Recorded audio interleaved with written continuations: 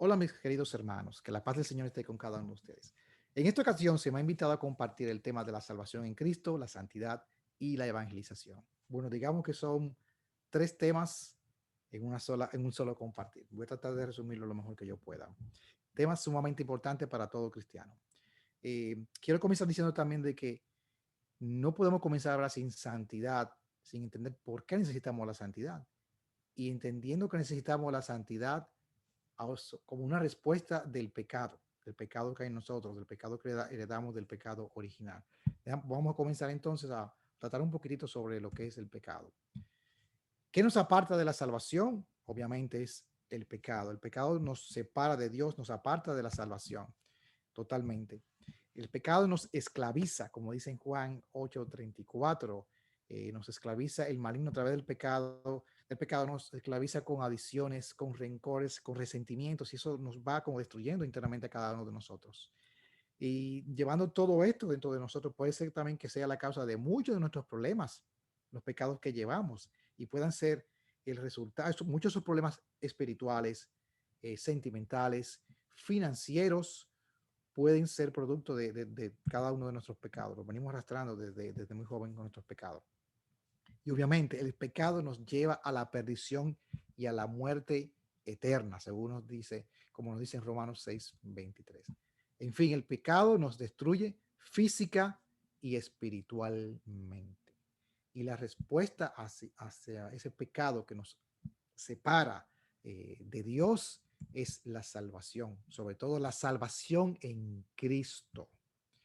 Y me quiero centralizar en este versículo que para mí es el versículo central de todo el Nuevo Testamento. Tanto amó Dios al mundo que le envió su único hijo, no para condenar al mundo, sino para salvar al mundo entero, salvarte a ti y a mí, mi querido hermano. ¿Cómo es este versículo? Se nos presenta al Señor como un Salvador, como nuestro Mesías, como nuestro Redentor, ¿verdad? Y solo en Jesucristo está la salvación. Solo en Él podemos encontrar. Es el único camino, el único puente que lleva al Padre es Jesucristo. En eso estamos bien claros. Fuera de Jesucristo no hay salvación. Algo muy importante es de que ya fuimos salvados. Ya la salvación está ahí. La recibimos, la aceptamos cuando aceptamos a Jesucristo en nuestro corazón. Ya fuimos salvados por el sacrificio de Jesucristo en la cruz, donde se crucificaron todos los pecados de la humanidad en ese momento. Le quiero leer esta lectura de Colosenses 2, 13 al 14. Ustedes en otro tiempo estaban muertos espiritualmente a causa de sus pecados y por no haberse despojado de su naturaleza pecadora, pero ahora Dios les ha dado vida juntamente con Cristo, en quien nos ha perdonado todos nuestros pecados. Dios anuló el documento de deuda que había contra nosotros y que nos obligaba.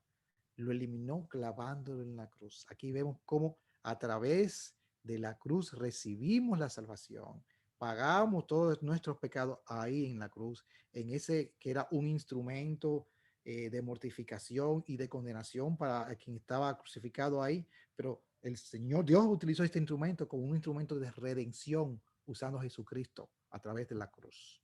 Entonces, ya somos salvos por el sacrificio de Jesucristo en la cruz. Dios que nos amó tanto envió a su único hijo para salvarnos a cada uno de nosotros. Ahora, ¿qué hay que hacer para salvarnos? Lo primero que hay que entender, y seguro que lo sabemos, es de que no es por mérito propio. No hay nada que podamos hacer a nivel solamente de méritos meramente humanos y de obras solamente humanas para que podamos recibir la salvación. ¿Ok? ¿Cómo recibimos la salvación? Primero tenemos que reconocer y aceptar a Jesucristo como nuestro Salvador, como el único camino que lleva al Padre. Tenemos que buscar a Dios y buscarlo todos los días, como dice en Amos 5:4, porque así dice Yahvé a la casa de Israel. Búsquenme a mí y vivirán, buscando a Dios, buscando la salvación a través de Jesucristo. No es por mérito propio, no es por ninguna obra, ¿ok? Ahora, así como cuando recibimos al Señor, ¿ok? Que nos limpia de nuestros pecados, nos salva, nuestra vida debe cambiar. Y las obras que manifestamos es una representación de la vida que nos ha dado Jesucristo en nuestro corazón. Es esa manifestación, ¿ok? La salvación es la respuesta a ese pecado. Ahora, el pecado también, tocando un poquitito el pecado, vamos siempre que tener que estar lidiando contra el pecado, día a día. Y así como tenemos la ropa sucia, que se ven sucia, que nos la quitamos y no la queremos tener, Dios no quiere que tengamos el pecado en nosotros, ¿verdad? Y yo me recuerdo de una prédica de mi párroco en días pasados, que él decía que así como hay que lavar las ropas sucias llevándolo a la lavandería espiritual para nosotros los cristianos es el sacramento de la reconciliación. Y aprovechemos en esta época que estamos en Cuaresma para ir a la lavandería espiritual, recurrir al sacramento de la reconciliación. Y ahí seguimos recibiendo la salvación cada uno de nosotros. Como vuelvo y repito, solo con la gracia de Dios y el Espíritu Santo que nos dio Jesucristo, recibimos la salvación y a través de que nos perdona nuestros pecados, a través de la reconciliación, ahí nos acercamos espiritualmente al Señor. Sin conversión no hay salvación, porque las obras que manifestamos son un reflejo de la salvación que hemos recibido, del Espíritu Santo que hemos recibido. Cuando el Señor perdona nuestros pecados y aceptamos al Señor como nuestro Salvador, ahí en ese mismo momento comenzamos un camino de santidad. Comenzamos un camino de santidad. ¿Qué es la santidad? Como decía Santa Madre Teresa de Calcuta, la santidad es hacer siempre con alegría la voluntad de Dios. Para eso no es necesaria, para eso es necesaria la fidelidad a sus deseos y es esta fidelidad la que hace a los santos. Hay que vivir con alegría la voluntad de Dios, hermanos, y es necesaria esa fidelidad a los deseos del Señor, a la voluntad del Señor. Y esa fidelidad, asimismo, nos va a ayudar a comenzar ese camino de santidad que terminará cuando veamos al Señor cara a cara, definitivamente. Seamos santos en todo lo que hagamos. Así nos dice en la Biblia, en Primera de Pedro 1, 15, 16. Sean santos en todo lo que hagan. O sea, que estamos llamados a santidad en todas las áreas de nuestra vida, en nuestra familia, en el trabajo, en nuestras relaciones con todos nuestros hermanos, con nuestro prójimo. Porque sin santidad nadie verá a Dios, como dice en Hebreo 12, 14. Necesitamos esa santidad, ¿verdad? La santidad es esa respuesta a la salvación que Dios nos da. Nos libró del pecado, nos redimió, nos da su Espíritu Santo, ya somos salvos por su sacrificio en la cruz.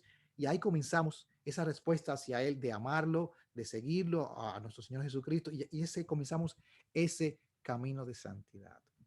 Para mí personalmente, el Señor nos ha dado la clave para la santidad. La clave para mí, que está tomada de Marcos 12, del 29 al 31, donde nos dice, el primer mandamiento de todo es, oye Israel, el Señor nuestro Dios es el único Señor.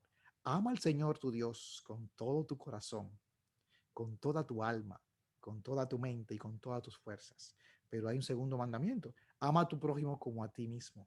Ningún mandamiento es más importante que estos. Primero, amar a nuestro Señor Dios con todo nuestro corazón, con toda nuestra alma, con toda nuestra mente, con todas nuestras fuerzas. Cuando amamos a alguien, si nos recordamos como estábamos enamorados de nuestra novia, hoy ya nuestra esposa, o de los esposos, queríamos estar con esa persona todo el tiempo y queríamos conocerla. Y así mismo, ese amor que tenemos por Dios debe ser de querer estar con Él a través de la oración, acercarnos a Él a través de la oración para nuestro crecimiento espiritual y para escuchar también su voz. Nos acercamos a Él para conocerlo, para estar con Él, pero también queremos conocerlo más, ¿verdad? Así como esa persona que amamos y que queremos estar con ella y queremos conocerla más y más. Así mismo, conocemos más el Señor a través de su palabra, lo que nos dice en la Biblia. Entonces, estar con Él a través de la oración y conocerlo más a través de su palabra. Y también eso es la parte espiritual, como la parte vertical de mi relación espiritual hacia Dios. Pero en la parte horizontal, como está la cruz, ¿verdad? Para lo vertical, para lo horizontal, amar a tu prójimo como a ti mismo, ¿ok? Tenemos que aprender a aceptarnos, tenemos que aprender a querernos tal y como somos, para poder amar con plenitud a los demás. No he conocido ningún santo que no tuviera esas dos características, ¿verdad? Un inmenso amor por Dios, gigante amor por Dios, y también un gran amor por los demás. por servir a los demás, por entregarse por completo, no solamente a Dios, sino también entregarse a los demás. Pero se puede llevar una vida en santidad sin necesidad de ser perfecto, porque quizás podamos pensar de que necesitamos ser perfectos, como esos santos famosos en la Iglesia Católica, de que pensamos que no tenían defecto, que eran santos, que caminaban en el aire. Pues no, esos santos también eran personas común y corriente como nosotros, ¿verdad que sí? Y quisiera compartir algunos ejemplos, en este caso 3 ejemplos eh, de, de futuros santos contemporáneos, para que veamos que ese llamado a la santidad no solamente fue en el pasado, sino que es para cada uno de nosotros eh, hoy en día. Primero es Carlos Acutis, nacido en 1991 y murió en el 2006. Una pequeña reseña bien rápida de su vida.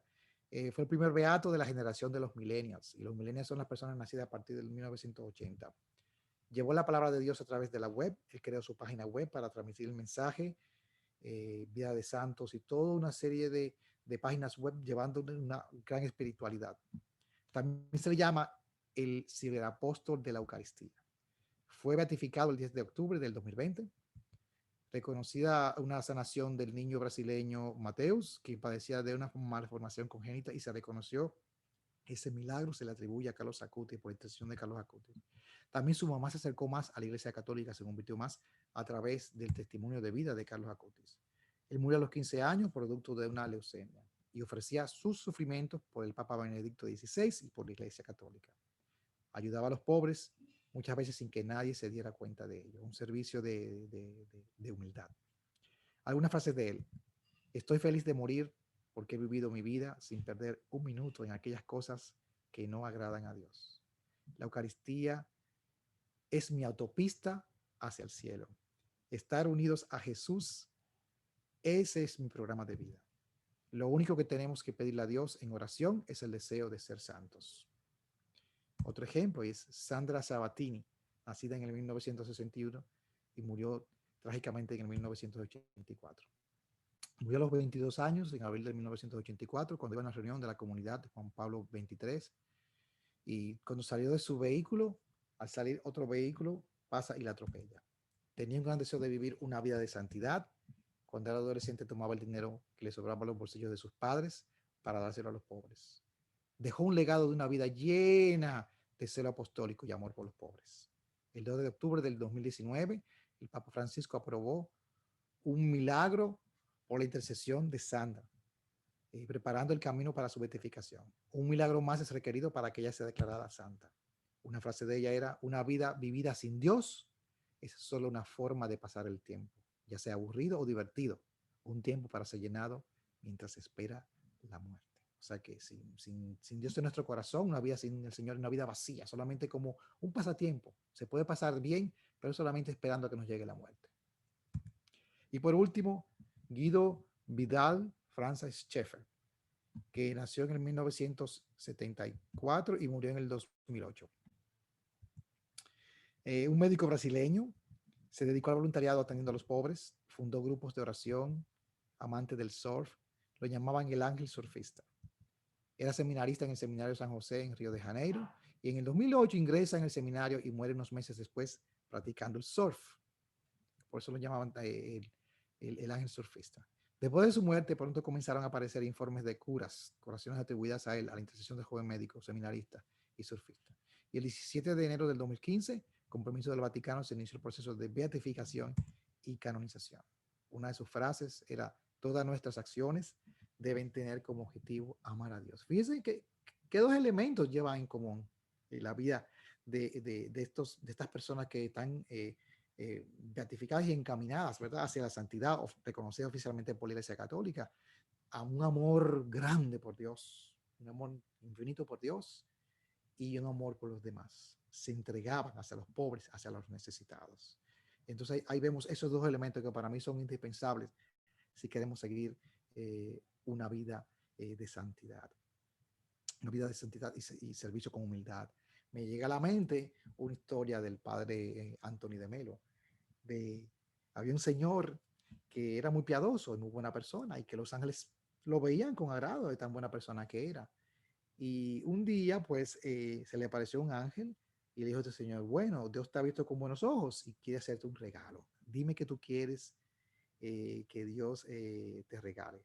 Porque hemos visto que tú, una de tus cualidades es que tú no te fijas en el pasado de las personas, sino que tú los aceptas como son y tú los amas por su interior, por lo que son, no por lo que aparentan.